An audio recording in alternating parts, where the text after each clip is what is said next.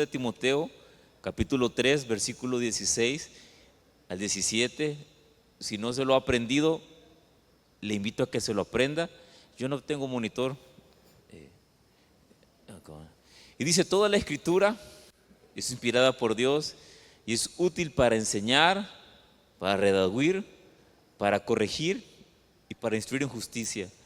Y el 17, con el propósito, a fin de que el hombre de Dios sea perfecto y enteramente preparado para... A mí, yo cada año busco tener un versículo, tener un versículo que arme mi vida, que afirme mi vida. Yo creo que este mes, este versículo puede ser un rema para mí, porque dice la palabra que me prepara para toda buena obra. O sea, me capacita, me hace capaz para ser un buen padre. ¿Me hará la Biblia capaz para ser un buen padre? ¿Sí? ¿Me hará la Biblia capaz para ser un buen hijo? ¿Me hará la Biblia capaz para ser un buen empleado? ¿Me preparará la palabra de Dios para ser inteligente? ¿Me dará inteligencia la palabra del Señor? Sí. La palabra de Dios me prepara para toda buena obra. Y sobre esa base de ese versículo yo quiero hablar ahora y hacer una defensa de nuestra fe. Los cristianos tenemos mucha experiencia y es buena la experiencia, pero tenemos que también tener conocimiento. La experiencia es hermosa, experimentar a Dios, pero necesitamos también conocer, tener una fe razonable. Y yo quiero hacer una pequeña defensa acerca de por qué creo en la Biblia y dónde nace eso. Bueno, en primer lugar, de la necesidad de que vayamos a la palabra del Señor, necesidad que traigamos un avivamiento que venga de la palabra de Dios. Pero también la pregunta de un pequeño joven que me dice: papá, yo creo en Dios porque ustedes me han enseñado como papás, ¿y valdrá la pena? ¿Es verdad lo que ahí dice? ¿Será la pena cuando he recibido un castigo en base a la palabra de Dios? ¿Y valdrá la pena vivir mi vida? ¿Hay eternidad, papá? ¿Para qué me creó Dios? ¿Para qué nos puso aquí en la tierra? Yo creo que las generaciones demandan respuestas y nosotros tenemos que tener una respuesta para cada generación. Así que, ¿por qué creo en la Biblia? Yo quiero un testimonio de la veracidad de la palabra, de la relevancia de la palabra. Y me encanta pensar en por qué creo en la Biblia, por qué yo creo que la Biblia es la palabra del Señor. Yo les quiero hacer una pregunta y basarme en dos preguntas para exponer la defensa. Y la primera es: ¿cuántos están seguros de que yo tengo 16 años de casado y me casé hace 16 años? ¿Cuántos están seguros que yo me casé hace 16 años? 16 años. ¿Puedo estar mintiendo? Puedo mentir. ¿Alguien estuvo en mi boda? ¿Sí? ¿Alguien estuvo? Hay una persona que estuvo en mi boda. Es que yo empecé temprano, no había nadie cuando me casé. Si la gente viene tarde, yo los castigué, me casé sin gente. No, de verdad, la gente viene tarde. Algo que no comprendo del salvadoreño es que pone a las 4 para comenzar a las 5. Yo no lo entiendo todavía. Para mí eso se llama mentir. Pero a la gente le gusta, ¿va? La ponen una hora antes para llegar 2 horas después. No, yo lo empecé a la hora. Pero no es de esto que estamos hablando, sino hay un testimonio. Hay fotos, por ahí hay fotos. Luego hay, aunque ustedes no han visto, no estuvieron en la boda, pueden ver el producto del matrimonio. Son 2 hijos, ¿verdad? Vernos juntos en la iglesia. Pero también, si ustedes ven el Midui, hay un testimonio de que dice: el nombre de mi esposo ha sido cambiado, ahora es de Rodesno. Hay un escrito en la alcaldía, ahí está marginada mi partida de nacimiento en la alcaldía, donde dice que yo me casé. Entonces hay una evidencia física, hay fotos que comprueban, hay hijos que comprueban, hay gente que me ha visto y me ha visto, entienden que ella es mi esposa. Un matrimonio es lo que socialmente la gente entiende, ¿verdad? Por esposa, es mi esposa. Y hay hijos, pero también hay un documento, hay fotos en las redes sociales, ha de haber alguna foto mía con ella. Así que hay un testimonio. de que estamos casados. Y la pregunta es, ¿la palabra de Dios nos estará diciendo la verdad? ¿Es verdadera lo que ahí dice? Yo estoy seguro que nadie da su vida por una mentira. Y no pudieron 11 hombres morir por algo que ellos no vieron, que no palparon, que no caminaron con Jesús resucitado, creyeron, vivieron, y cada padre apostólico, cada discípulo de los primeros apóstoles también estaban dispuestos a dar su vida por una causa, y nadie da su vida ni pudo mantener una mentira por 2000 años y seguir personas congregándonos y reuniéndonos y estar dispuestos a dar nuestra vida o invertir nuestra vida en una causa, en algo que no es verdad. Lo hemos experimentado, pero ahora también queremos llevarlo al razonamiento. ¿Están ustedes de acuerdo conmigo? En primer lugar, la Biblia es el libro más traducido del mundo. Hay más en idiomas escritos, es el libro más vendido. Un autor dice que es el libro de libros, y es el libro más estudiado a lo largo de la historia. Cada mañana yo veo publicaciones de la palabra de Dios en redes sociales. Cada mañana muchos nos levantamos para leer, para meditar en ella. Es el libro más estudiado. También su influencia, la palabra que está allí escrita ha moldeado la moralidad, define lo que es bueno y lo que es malo, ha establecido estándares de justicia, y en sí ha organizado a la sociedad en valores, en principios. Ha transformado el mundo, ha influenciado el mundo. Somos sociedades cristianas, o sea, está Dios en medio de nuestros lenguajes. Nuestras tiendas se llaman Jehová Jireh, los buses dicen Dios confío. Hay una cosmovisión. Los jugadores, cuando entran, de alguna manera se persignan o celebran, dan la gloria al Señor. Un surfista acaba de ganar, hacer una ola en los Juegos Olímpicos, y estaba levantando su mano, dándole honra y honor a Dios. Pero también continúa siendo, escuche bien, el único camino y la verdad para vivir una vida con propósito y en paz. Cualquier idea, cualquier religión, cualquier camino simplemente es de alguien que está muerto, no está vivo, pero también me lleva a algo. Pero Jesús dice, no, yo no les presento un camino, en realidad yo soy el camino, yo soy la puerta, yo soy la verdad, yo soy la vida. Y también podemos ver el testimonio de personas que han vivido y disfrutado el poder transformador de la palabra en sus vidas. Y eso es algo que me encanta. Personas dan testimonio del poder de la palabra del Señor en sus vidas. Así que la pregunta es, ¿lo que dice la Biblia es verdad?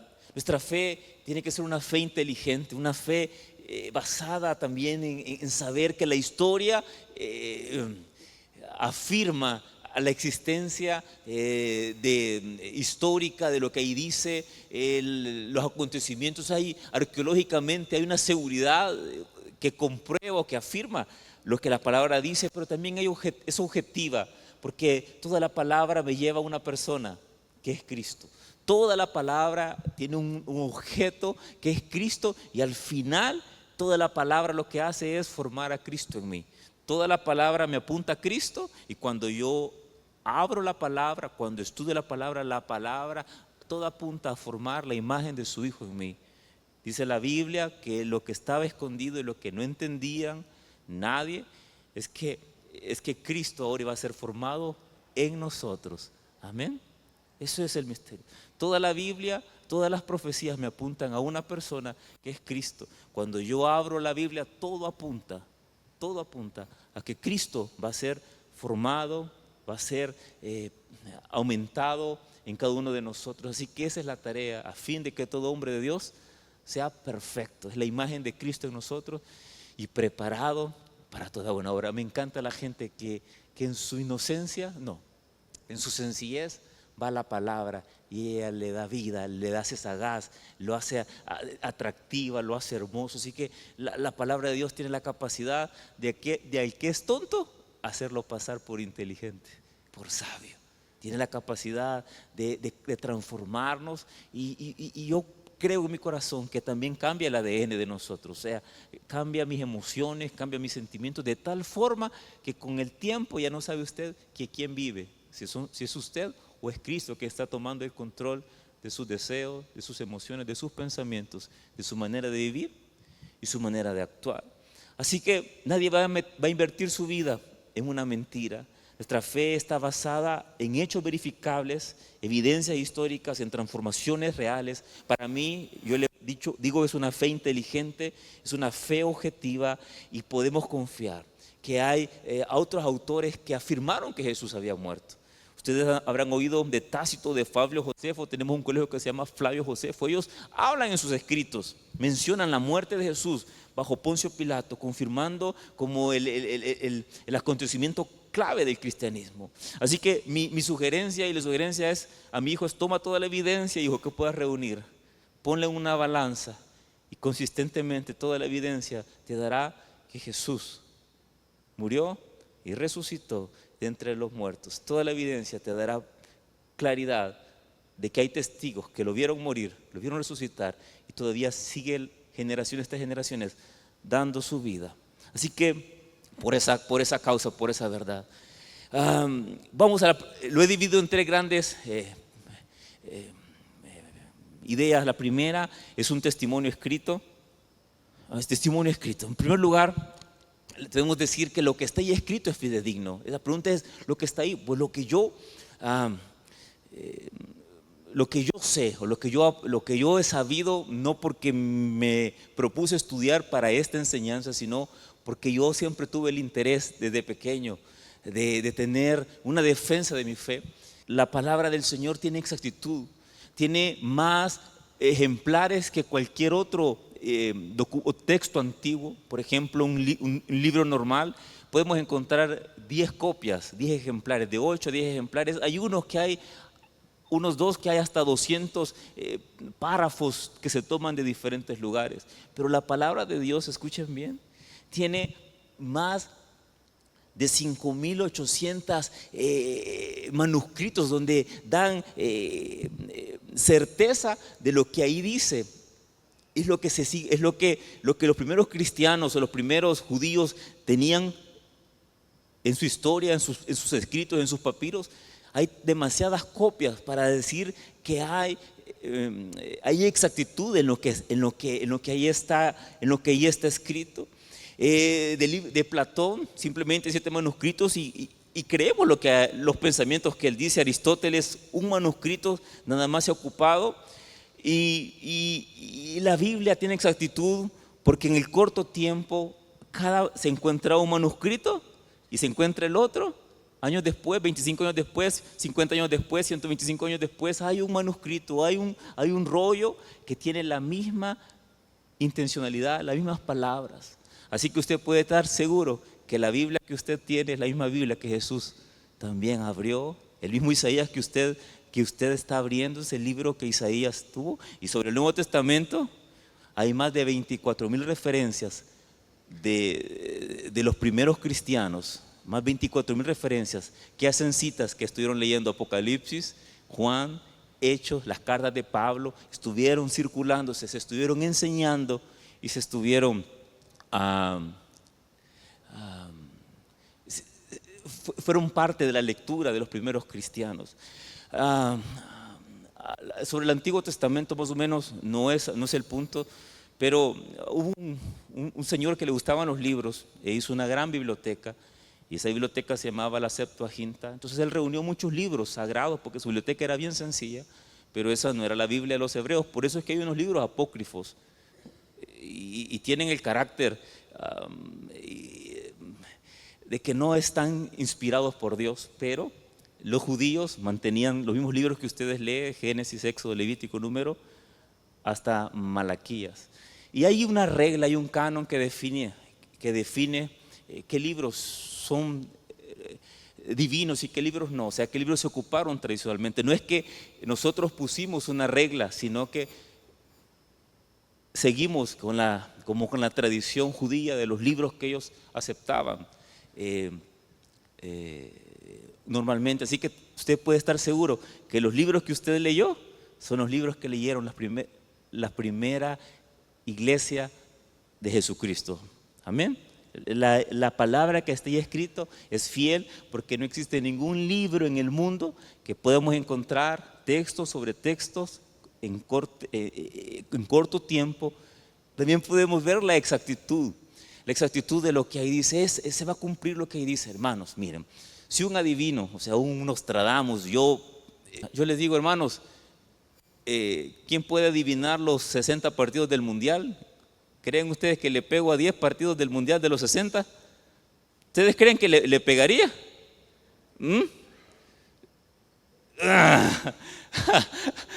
De 60 partidos, ¿cuántos creen que yo le pego? Deme un dato.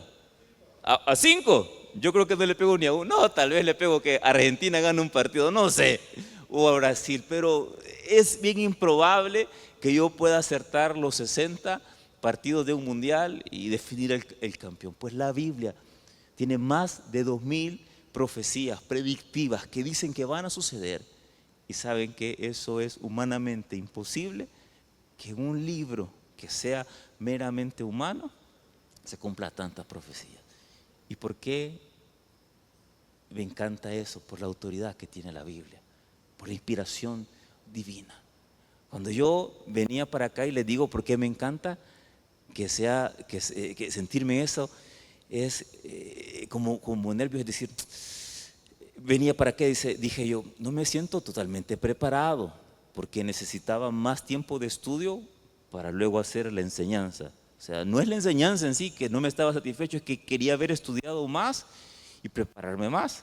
Así que les pido disculpas si no lo hago bien. Si me equivoco también les pido disculpas. ¿Les parece extraño esa manera de decir? ¿Me han oído a mí pedir disculpas por algo que voy a predicar? ¿No? No, ¿saben qué? Tampoco la Biblia pide disculpas. La Biblia dice lo que tiene que decir. Pero un tal Tobías escribe un libro apócrifo, y él dice, sí, si les gustó lo que les digo, bueno, y si no les gustó, perdónenme. Eso no es inspirado por Dios. Entonces me recuerda el poder de la Biblia, porque dice, yo quise haber hecho más, pero ningún autor de la Biblia dice, yo quise haber dicho otra cosa. Lo que yo dije es lo que es. Ellos tienen poder, tiene fuerza, tiene autoridad, así dice el Señor. Por eso creemos en la Biblia, y cada profecía cumplida da un testimonio que no es humano, sino que es divino. Lo que está ahí dice es verdad y se va a cumplir, porque no hay históricamente nadie que pueda decir 60 profecías y cumplirse todas. Es imposible. Y de la Biblia hay más de 2000 profecías predictivas que de su cumplimiento yo quiero decir algunas. Por ejemplo, en Génesis 3 dice que el Salvador, después de pecar a Adán y Eva, la salvación vendría por un hombre, no por un ángel. En Génesis 22:18 dice que sería descendiente de Abraham. Abraham tiene 2 hijos, pero en Génesis 21:12 dice que el Mesías sería descendiente de Isaac. Isaac tuvo 2 hijos, pero en número 24:17 dice que el Mesías habría de venir de Jacob. Jacob tuvo 12 hijos, pero en Génesis 49:10 y Miqueas 5:2 dice que vendría el Mesías de Judá. En Isaías 11:1 dice que sería de la familia de Isaí. Isaí tuvo 8 hijos, pero en Jeremías 23:5 dice que el Mesías sería descendiente de David, el más pequeño de Isaí. En Isaías 7:14 dice que nacería de una mujer virgen, una joven virgen. En Daniel 9 dice el tiempo de su venida. En Miqueas 5:2 dice que nacería en Belén. En Salmo 72 que en su nacimiento personas del oriente importantes traerían regalos, y la profecía se cumplió con la visita de los magos de oriente. En Jeremías 31:15 conecta que en su nacimiento habría matanza de niños, y la profecía se cumple con la matanza de Herodes. En Isaías 43 y Malaquías 3:1 se predice que sería precedido por un mensajero, y la profecía se cumple con Juan el Bautista. En Isaías 9:1 que su ministerio comenzaría en Galilea. En Isaías 35:5 que durante su ministerio habrían milagros como abrir los ojos de los ciegos, hacer oír a los sordos y hacer que los mudos hablen y que los paralíticos caminen. En Salmo 78:2 dice que enseñaría a través de parábolas el Mesías. En Zacarías 9:9 que entraría a Jerusalén sobre un pollino de asna. Y en Salmo 118 que sería rechazado por los judíos. En Salmos 41, que sería traicionado por los suyos. Y en Zacarías 11:12, que sería vendido por 30 piezas de plata. En Zacarías 11:13, que ese dinero sería arrojado en la casa del Señor. Zacarías 13:7, que sería abandonado por sus amigos. En Salmos 35:11, que sería acusado por falsos testigos. En Isaías 50, que es un salmo, una profecía demasiado rica, dice que sería golpeado y escupido. En Salmos 22:7, que sería burlado. En Salmos 22:16, que sus pies y sus manos estarían atadas. En Salmos 53:2, Isaías 53:12, que sería muerto entre malhechores, y Cristo fue crucificado entre dos ladrones. En Isaías 53:12, que oraría por sus perseguidores. En Salmos 22:18, que sus vestidos serían repartidos. Salmo 69:21, que en su sed le darían de beber vinagre. En Salmos 22:1, que en la cruz sufriría desamparo y gritaría: Dios mío, ¿por qué me has abandonado? Y en Isaías, que sería sepultado en la tumba de un rico, y fue cumplida porque fue metido en la tumba de José Arimatea. Y hay muchas más profecías solo de Jesús. Y si me pongo las profecías históricas, como de Sodoma y Gomorra, que nunca se iba a levantar, ciudades o imperios que iban a ser destruidos, cada imperio, cada historia, ahí está, se ha cumplido. Así que la veracidad, pero también tiene la unicidad, y la unicidad es que tienen congruencia en un solo tema. Si yo reúno a 10 profesionales sobre un tema, van a dar diferentes opiniones sobre. No sé si ustedes han visto en el internet sobre acerca del aceite, acerca de, ¿qué le más le decía? De los jugos verdes, de los jugos de zanahoria, y usted pone 5 expertos y cada uno le va a decir una cosa. Uno dice, Biden dice que comer, ya lo han visto al doctor Biden, y que cuando tenga hambre coma chorizo, coma cerdo, dice. ¿Nunca han oído a Biden? Bueno, yo me pongo a estudiar. Dice él que si usted tiene hambre, se come un pedazo de chicharrón, de tocino, dice. Y si tiene más hambre, coma tocino. Y si no tiene ganas, es porque no tiene hambre. Y que con eso se va a arreglar la diabetes, el azúcar. Está loco el señor. Vaya a estudiarlo, ¿eh? Y otro dice lo contrario, sobre un solo tema. Pero la palabra del Señor fue escrita por 40 diferentes autores. Unos eran doctores como Lucas y otros eran... No, ni llegaban, ni título tenían, ¿verdad? Pero pescadores, médicos, profetas, otros eran eruditos, contextos diferentes, reyes, en un lapso de 1500 años, en lugares diferentes, en continentes diferentes, pero tenían un solo mensaje, un tema central. 66 libros presentan el plan de redención de Dios para la humanidad a través de su Hijo. Desde Génesis a Apocalipsis están hablando de Jesús, el Cordero, de la profecía, de la restauración, una narrativa, una creación, una caída, una redención, una restauración. Y ahora en el Nuevo Testamento la iglesia, nosotros, el cuerpo y Cristo en nosotros y a través de nosotros. El Antiguo Testamento como una sombra de lo que estaba por venir. Israel solo era una forma, un medio para lo que el peso verdadero que es la iglesia del Señor. Amén. Si Dios no tiene un esposo y una novia, el esposo del Señor es la iglesia. ¿Sí? No, Israel solo era como un camino para lo que estaba escondido, que era la iglesia, y es Cristo en cada uno de nosotros esperanza. Tiene coherencia doctrinal. A pesar de estar escrita en diferentes épocas, no presenta contradicciones en cuanto a la naturaleza del Señor, en cuanto al pecado, en cuanto a la salvación, en cuanto a la justicia, en cuanto al amor. El nivel de coherencia de la palabra de Dios. Usted está leyendo Proverbios y luego se va a Juan. Usted está leyendo Génesis y luego encuentra similitud en el Nuevo Testamento. Esa coherencia es demasiado rica, es demasiado difícil de lograr humanamente. Tiene que haber una mente divina, así como cuando usted se ve y sabe que un ojo tiene tantos detalles, que eso no fue a causa como de la improvisación. Usted no fue improvisado, el mundo, y se nota que no es improvisado, tiene un orden, tiene una causa, tiene un propósito. Así que podemos entender que hay una mente divina detrás de la palabra del Señor. Yo puedo agarrar aquí un bote y meter un guineo, meter leche y no sé, ¿qué más meter? ¿Y creen que en 100 años ya va a ser un pay de banano? Hay una mente creadora que unió todas las cosas. Pues la creación refleja que hay una mente que trabajó atrás de aquello y quiso que las cosas sucedieran. ¿Creen ustedes eso, que Dios creó todo? Pues la misma fe necesitamos para entender que la Biblia es una mente, es la mente de Dios inspirando a los hombres y no hay error. Por eso me encanta eso. No sé si está suficiente. Y ese pensamiento me recordó cuando leía yo los Macabeos o Tobías, uno de los dos libros que termina diciéndole: perdónenme si no lo hice bien, si me equivoqué, si no les gusta, perdónenme, esto es basura, eso no es inspirado por Dios.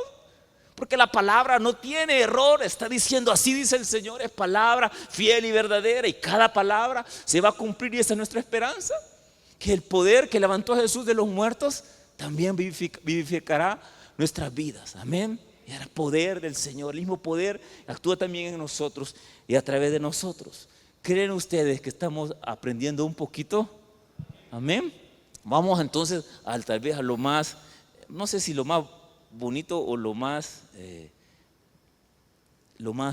fácil. La Biblia tiene una inspiración divina. Toda la Biblia es inspirada por Dios. La misma Biblia dice que es la palabra de Dios. No es solo un libro moral, sino es un mensaje de Dios donde Dios mismo interviene. Y Dios mismo se hace hombre. Y Dios mismo, Él mismo es el asunto. O sea, no habla de alguien, sino que les habla de Él mismo para expresar a Cristo, para formar a Cristo. Y todas las promesas apuntan a Cristo y ahora a su iglesia. Tenemos también un testimonio físico, fotos, evidencia visual de la veracidad de la palabra de Dios. En arqueología existían los rollos del Qumran, que son 1000 años más antiguos que los manuscritos bíblicos. Usted toma la Biblia que usted tiene y están los originales. Pues hace no muchos años encontraron en el Mar Muerto los rollos del Qumran. Estaban ahí escarbando y encuentran una Biblia que es 1000 años más anterior que el original de su Biblia. El original hebreo lo traducen y nosotros pasamos muchos años con esta Biblia, pero vienen hace poco y encuentran una que es 1000 años atrás, que es la última evidencia que tenían. ¿Y saben qué? Es veraz, era fiel, similitud a lo que se había mantenido por años. También encontraron un cilindro, un rollo de ciro que permite y que dice: voy a darle libertad a los judíos para que regresen a adorar a su Dios atrás del río. Le voy a ayudar también para que construyan el segundo templo. Hay un rollito así, que es ese rollito, es el cilindro de cira, que confirma la historia que aparece en la Biblia, en Crónicas, Esdras, Nehemías, Isaías. Les quiero hacer una pregunta. A mí me vinieron a decir un día de estos, de que vieron a una muchacha con un muchacho en el cine. ¿Es verdad eso? Yo le pregunté a tal persona y me dijo que él no lo había visto, sino que le habían contado. Así que me dijeron que 3 lo habían visto. Y yo les pregunté a los 3. Y cuando yo les pregunté qué película esta es la que estaban viendo cuando lo vieron, no me pudieron responder qué película era. ¿Era verdad esa historia o era una mentira? Era un chambre. Porque cuando les pregunté qué película es la que habían visto, solo estaban dando un falso testimonio. Cada testimonio físico que vemos es una aseveración que dice: ¿saben qué? Lo que él dice y otro dice y 3 testigos dicen que eso sucedió, entonces fue que sucedió. Están afirmando la veracidad de lo que la arqueología me afirma, lo que la Biblia dice. Y este rollito de arcilla, como de barro, me está afirmando y diciendo lo que está escrito en Crónicas, parte de Esdras, de Nehemías, de Isaías. Está afirmando históricamente, no bíblicamente, de que esto fue así. Otro testimonio físico.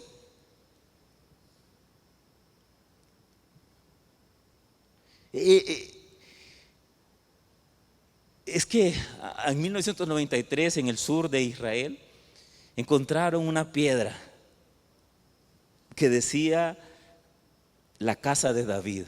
Un rey, un emperador había conquistado o derrotado a David o Israel, y él tomó esa piedra y escribió. Y esta evidencia arqueológica confirma la existencia de un hombre llamado David. Yo también me acuerdo hace un par de años ver en un documental acerca de las pirámides de Egipto. ¿Ustedes se acuerdan de las pirámides de Egipto? ¿Sí? Las pirámides de Egipto. ¿Qué hay dentro de cada pirámide? ¿Quién está ahí adentro? ¿Un faraón? Con todas sus riquezas. Pues en todas las pirámides encontraron unas pirámides sin faraón, pero con unas cosas hebreas, con unos artefactos hebreos. ¿Quién fue? José. José fue un faraón, pues es la evidencia, pero él pidió que sus cuerpos fueran sacados y llevados a la tierra prometida. Entonces dice, no hay más que creer, porque hay artefactos hebreos y porque es una tumba vacía, que está hablando acerca de José. La historia y la veracidad también tiene coherencia científica. La Biblia tiene coherencia científica desde que la gente creía que la tierra era plana. Isaías nos dijo que la tierra era redonda. ¿Sí? También Job 9:8 dice que el universo se está expandiendo, más o menos es algo así. Cuando dijo Dios y Dios formó, la voz de Dios el universo no deja de crecer científicamente. El universo sigue expandiéndose. O sea, Dios dijo, y desde que Dios dijo, comenzó la extensión y no ha parado de extenderse. Y eso lo dice la palabra de Dios, la expansión del universo. Y en Levítico nos habla acerca de la importancia de la sangre para la vida. Por último, es el testimonio oral, es la transformación de vidas. La palabra del Señor está transformando vidas. Yo un día les he contado esta historia de la sencillez del Evangelio. El Evangelio entró aquí al país con mucha sencillez. Sí, era sencilla. Quien trajo el Evangelio, quien fue a buscar a los misioneros, era un ilustrador de zapatos. El elemento de calle Azusa era un negrito, Simon, no me acuerdo, que para orar se metía en la caja de lustres porque se sentía indigno de la presencia de Dios. Miren, yo conozco gente sencilla. Un día invité a un pastor. Yo estaba bien afligido. Yo he invitado a 2 pastores a predicar a la iglesia en mi vida y con nervios. Bueno, lo del hermano Blanco, el papá y el hijo, yo lo invité. ¿Se recuerdan que estuve en el Congreso? Pero estaba afligido que me fuera, porque, ¿cómo le explico? Es una responsabilidad. Mi papá confía en mí. Es una responsabilidad grande. Yo invité a un pastor a predicar, pero era mi maestro del bíblico, hermano, y era malo para enseñar, era malo, pero malo de veras. No entendía nada y cuando hablaba yo me dormía. Es más, con toda la humildad del mundo, consideraba que yo sabía más que él en algunas cosas. Y eso es verdad, las nuevas generaciones, algunas saben más que los maestros en algunas cosas, y ese era mi caso. Pero a mí no me importaba, yo disfrutaba estar en la clase de él. Algo que me dice mi esposa, que hasta de las piedras encuentro miel, hasta de león encuentro frescura. Yo era feliz, yo sonreía. A veces había unas prédicas en los devocionales que yo decía, ¿y de qué está hablando el varón?, decía yo. Pero salía mi corazón inspirado a seguir, a amar al Señor. Así que la prédica está en el corazón, no está en el predicador. Bueno, yo lo invité a predicar. Yo sabía que la gente se me iba a dormir en la prédica. Yo sabía que esto va a estar medio raro. Pero me dijo, varón, he ayunado 14 días. No, dele, Brano, dele, le dije yo. Él, como se sentía incapaz, se puso a ayunar 14 días. Yo sabía que se iba a poner a ayunar. Es más, ya le había dicho al doctor que no ayunara y que ya no doblara rodillas porque se iba a morir. Así que estaba esperando que el Señor lo encontrara de rodillas y orando. Esa era su expectativa, que el Señor lo encontrara de rodillas y orando. Un día me invitó a predicar a su iglesia. No, ese volado, ni el diablo se acercaba ahí, lejos, hermano. lejos, un calor, ahí por el aeropuerto. Pero él iba caminando 2 kilómetros o 6 más kilómetros, con gozo, a servir al Señor en un campo blanco. Pues miren, yo no sé, pero en su ministerio, yo creo que de teología no sabía, pero había en su ministerio visto resucitar a 3 personas. Le digo, no, predique, brother, predique ahí, y haga, ya, Dios lo va a usar. Él no sabía, él experimentaba a Dios, ¿sí? Y digo, yo puedo saber toda la apología, puedo saber toda la escatología, hebreo, arameo, idiomas angelicales y mucho, pero yo no he visto resucitar a 3 personas. Amén. Hay una historia también que se cuenta de un señor muy sencillo que estaba sacando demonios, y que le decía, fuera, fuera, fuera, le decía. Y dice que el demonio se le sale, dice, no se dice fuera, le dice fuera, le dice, ja, sella como sella, le dice, pero te vas, le dijo.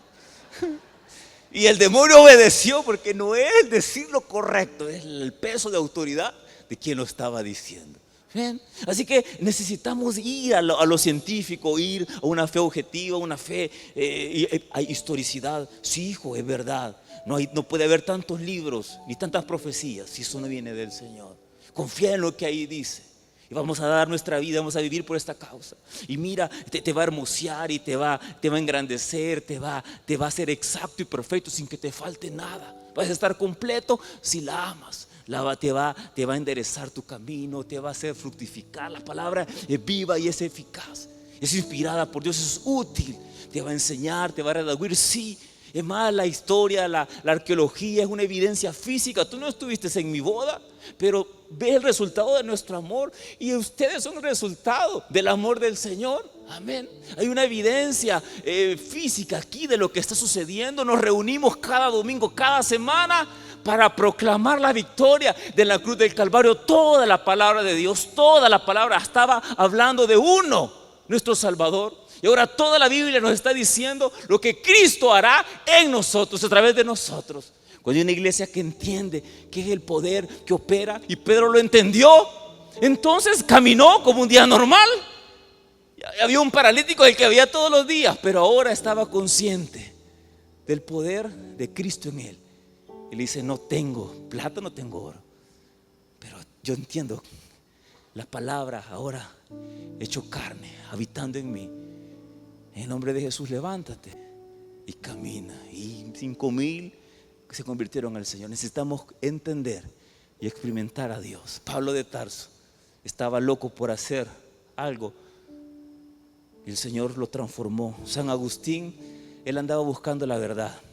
Buscaba la verdad en filosofía, en Buda, en Mahoma. No es verdad, pero quiero decirles que está buscando en la filosofía, en ideales. Y un día encontró la palabra del Señor y su vida cambió. John Newton era un vendedor de esclavos, pero él se encontró con la palabra del Señor, y él compuso aquella canción que dice, sublime gracia. Es una canción de libertad de los negros, y él fue un abolista de la esclavitud. Daddy Yankee, no sé si lo han oído. ¿Sí? ¿Sí? ¿Ya lo han oído? Quisiera invitarlo a la iglesia. Y le voy a hacer unas canciones buenas a Daddy Yankee. A mí me encanta leer la Biblia. ¿Sí? ¿Ya lo han oído ustedes acá? Mire, yo no sé, pero a mí me encanta algo de Daddy Yankee. Detrás de él hay alguien que lo está pastoreando y lo está discipulando, porque él no puede hablar así. Habla grueso, hermanos. O sea, habla bien, habla con fuerza del Señor. Dice, tenía el mejor proyecto, y no lo hago por dinero, dice, porque yo tenía todo, el mejor contrato estaba aquí, pero yo no podía seguir, porque el Señor estaba haciendo algo nuevo en mí, y ahora ocuparé toda mi influencia y toda mi capacidad para hacer famoso el nombre del Señor y para predicar de Él. Ese es el poder del Evangelio. Alcohólicos, drogadictos, familias destruidas, nuestras vidas son un testimonio de la experiencia transformadora de la palabra de Dios. Expóngase a ella, abra la palabra y ella le va a cambiar. expóngase a ella y ella le va a hermosear. Si usted no consigue esposo, si usted no consigue esposa, métase en la palabra de Dios. Es que lo va a hacer tan atractivo que va a tener cola de hombres y de mujeres atrás de usted. Es que pero es que sí, es que miren, es que si usted no se enamora de Cristo, o sea, ¿qué es lo que hace atractivo a un hombre? ¿Qué es lo que hace atractivo a su esposo? ¿No es acaso la imagen cuando ve a Cristo reflejado en él y dice, no, yo con este hombre solo le voy a obedecer porque me recuerda a Cristo? Y cuando yo veo una mujer que expresa el carácter de Cristo, yo digo, qué mujer más hermosa, ¿sí? ¿Quién la hallará? Dice el Señor. Dice la mujer virtuosa, ¿quién la hallará? Está la palabra fluyendo a través de ella. Así que quiero terminar. La Biblia no es relevante en el pasado, sino en el presente. Ahora es relevante. Siempre será verdad. Nos llama a vivir con propósito, en paz y en fe en Cristo Jesús. Mi desafío es que confíe en ella, léala, estudia y permítela que ella transforme su vida. No sea como aquel que yendo a la casa, sale de la casa, se mira en el espejo. Si yo le hago a usted, le hago así, ¿qué le estoy diciendo? ¿Ah? Si le hago así, ¿qué le estoy diciendo? ¿Que tiene un qué? Un moco, ¿verdad? ¿Ah? Si yo le hago así, hermana, mire, usted dice, ay, ¿qué tengo ahí? ¿Eso es verdad o no es verdad? Si usted va al espejo y se ve que algo está malo, un mechón está mal, ¿lo que hace? La palabra de Dios es como el espejo, pero usted a quien ve ahí es a Cristo. Y dice, ¿me comparo, me parezco? Y si hay algo que no está bien, yo le digo, Señor, yo no puedo, pero haz una obra hermosa en mí y déjame tan bello, Señor. Quiero parecerme en tu nobleza, en tu servicio, en tu sacrificio, Señor.